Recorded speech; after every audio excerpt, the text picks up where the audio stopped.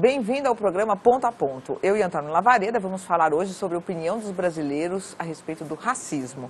E a nossa convidada de hoje é a sambista e deputada estadual de São Paulo, Leci Brandão. Boa noite, Leci. Boa noite, Mônica. Olha, eu queria começar com uma colocação do presidente do Supremo Tribunal Federal, Joaquim Barbosa, que ele disse numa entrevista, por um acaso feita por mim, para a Folha de São Paulo, ele falou o seguinte: todas as estruturas de poder no Brasil são brancas e são conservadoras. E quando ele falou de estruturas de poder, ele fala, as empresas são comandadas por pessoas brancas e conservadoras, na opinião dele. A mídia brasileira é toda comandada por pessoas brancas e conservadoras. Enfim, o poder de uma maneira mais ampla, não apenas o poder político, institucional. A senhora concorda, discorda? Como é que a senhora vê essa colocação dele? Concordo em gênero, número e grau. Porque é uma coisa que a gente sempre atentou, né, nas nossas palestras, porque mesmo antes de eu estar no processo político, eu sempre fui uma artista muito engajada, né? Uhum. Então as pessoas sempre me convidaram para falar para estudantes, professores, enfim, fábricas, né? E eu sempre percebi isso, porque quando a gente até bate na questão de cotas, enfim, de inclusão, de acesso, é porque a gente percebe que o Brasil, ele ainda não entendeu que é o país da diversidade, uhum, né? Que é um país que na verdade, tem gente de várias etnias, né? E parece que as pessoas têm um pouco de medo, têm um pouco de receio de assumir isso aí. E quando você começa a frequentar, né, o patamar de outras classes sociais, que na condição de artista que eu sou há 38 anos, a gente conhece todo tipo de lugar, toda a sociedade. Uhum, uhum. E aí você percebe que realmente a população negra, né, ela não faz parte desse poder, ela não está nesse poder, ela não faz parte das diretorias das grandes empresas, ela não está na chamada classe social, né, A e B, ela não frequenta isso aí. Ela começa a ser olhada a partir que agora tudo é classe, né? Uhum. A C, D e E, aí você vai encontrar essa população, que é como eu digo, é a nossa etnia, como eu sempre falo. Mas isso seria racismo ou é um pouco da questão que as pessoas falam muito, não, é a pobreza e não é o racismo? Ou são as duas coisas de maneira muito conjugada? Não, veja bem, a própria história do Brasil, né, por razões óbvias, a questão da escravidão, ela acaba fazendo com que a população negra seja menos favorecida. Uhum. É uma população excluída. Uhum. Mas eu continuo batendo na tecla do racismo porque tem uma historinha que eu sempre conto de uma revista famosa que uma vez pegou 3 homens, um negro, um branco e um nicei, para que eles fossem aos mesmos lugares, ou seja, uma imobiliária, um restaurante fino e uma casa de roupas masculinas, né? O negro, quando chegou na imobiliária, não conseguiu alugar o imóvel que ele queria. Todos 3 trajados, bem trajados, com uma aparência muito boa, enfim. Ele não conseguiu, os outros 2 conseguiram. Depois ele foi a um restaurante, dirigindo um carro e tal. O manobrista não foi à direção dele porque achava que ele era motorista e não o recebeu. Ele estava esperando que alguém pegasse o carro.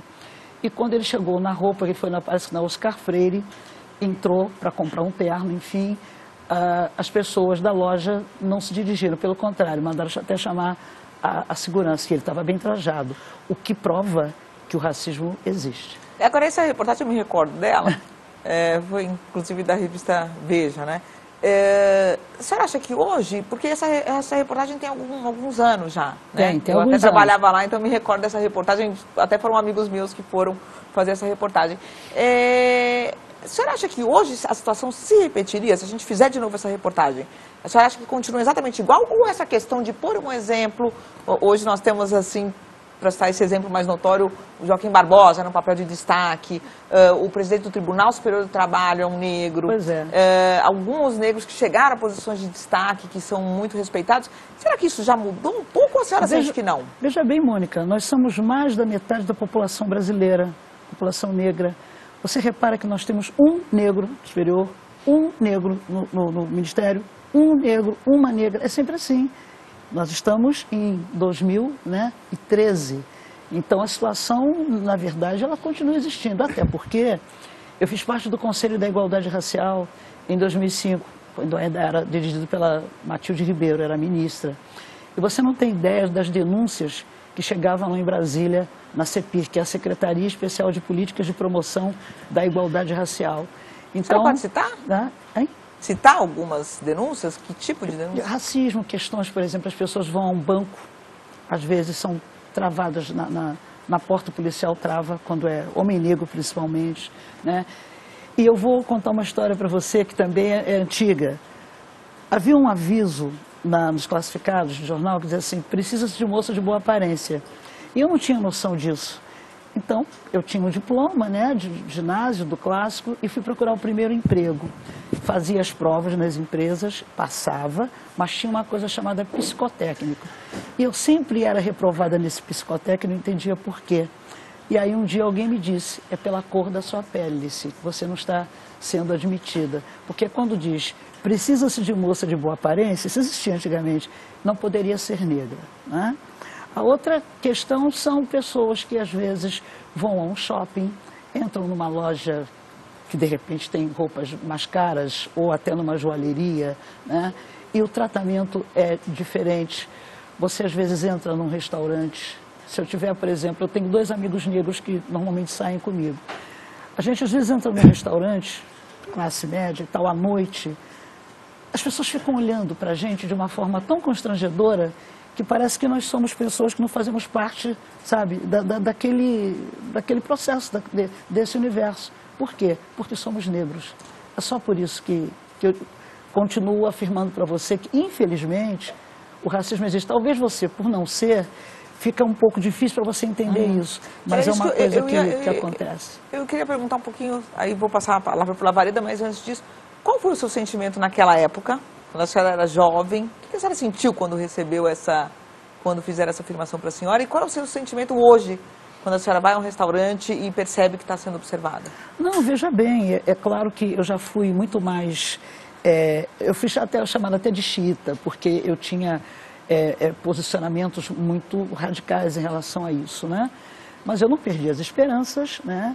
Eu tive a sorte de ter uma amiga da raça branca, que tinha um irmão, que trabalhava numa empresa, e ele me disse o seguinte, você vai lá, vai fazer a prova, e se você passar, você será admitida, como realmente fui.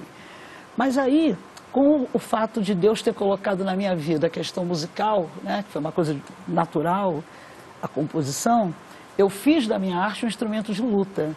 E por isso mesmo eu sou uma compositora, né, e cantora, que dentro do meu universo de composição, você vai encontrar uma série de letras que falam sobre esse fato. Por isso, até, modéstia à parte, eu sou hoje considerado uma referência para as mulheres negras, para a juventude negra, que eu conheço muitos pais, inclusive aqui no estado de São Paulo, que foram com seus filhos a alguns shows nossos e disseram o seguinte, meu filho começou a gostar de ser negro a partir do dia que ele foi ao seu show. Então, eu acho que a gente continua prestando esse serviço, né? Eu procuro mostrar para as pessoas de um modo mais tranquilo, de uma forma sempre exemplificando, porque é muito bom quando você traz os fatos, fica mais fácil da sociedade poder entender. E tenho feito tudo na condição de parlamentar para poder incluir e acessar a minha raça, sabe? Nas escolas, nas empresas, enfim, a gente precisa recuperar, resgatar, né? Tudo isso que foi tomado da gente até em função da história do Brasil. Deputada, dados de um levantamento nacional do IBGE apontam na direção de uma constatação que a deputada fazia há pouco. Primeiro que as pessoas acham, os homens, por exemplo, os homens brasileiros, 60% dizem que a cor ou a raça respectiva influencia sim a vida das pessoas. Entre as mulheres, esse percentual apresentado nesse gráfico é ainda superior. 2/3 das mulheres, um pouco mais do que 2/3, dizem que a raça ou a cor influencia a vida das pessoas. De outro lado, nós sabemos, o dado do censo do IBGE de 2010 mostra que pela primeira vez foi registrado o fato de que negros e pardos sobrepujam em número o de brancos no Brasil, mais 50,7% de negros e pardos. Agora, comparados com 10 anos atrás, nós verificamos que, de fato, aumentou expressivamente o número de negros e pardos, em termos absolutos e, naturalmente, em termos relativos. O que nos diz que dificilmente esse movimento teria ocorrido, do ponto de vista objetivo, com tal magnitude. Ou seja, o que houve, na verdade, foi um aumento, uma elevação da autoestima da população brasileira, negra ou parda. No seu entendimento, a despeito de continuar a haver essa influência negativa apontada pelas pessoas sobre as circunstâncias e oportunidades de vida, em que esse aumento da autoestima começa a contribuir para a transformação desse quadro de oportunidades da população de cor negra ou parda no Brasil. Veja bem, Lavareda, ótima, oportuna essa sua observação, porque o movimento negro, né, ele hoje tem mais força. Ele, por exemplo, conseguiu que fosse criado no Brasil, né, no Poder Executivo, uma secretaria com status de ministério, que é a Secretaria de Promoção da Igualdade Racial. Isso é um avanço e foi uma luta do movimento negro.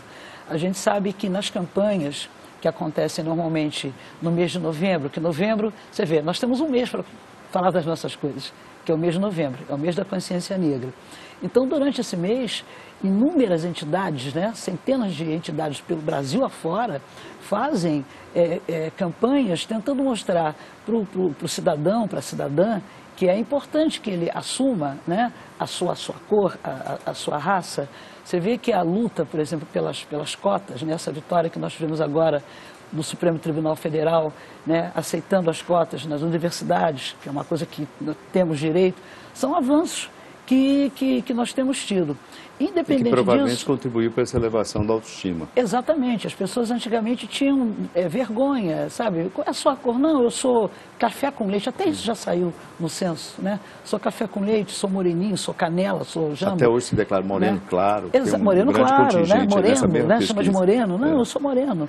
Mas são coisas que existem na história da sociedade brasileira, mas que com o passar do tempo está se transformando, né, até para um patamar melhor, porque hoje quem não tratar desse assunto, eu não digo só politicamente não, eu acho que em qualquer segmento, quem não observar, quem não der foco para a questão racial, está fora, sabe, da nossa realidade, não vai ter futuro. Na representação política, a deputada é a segunda deputada negra na Assembleia de São Paulo.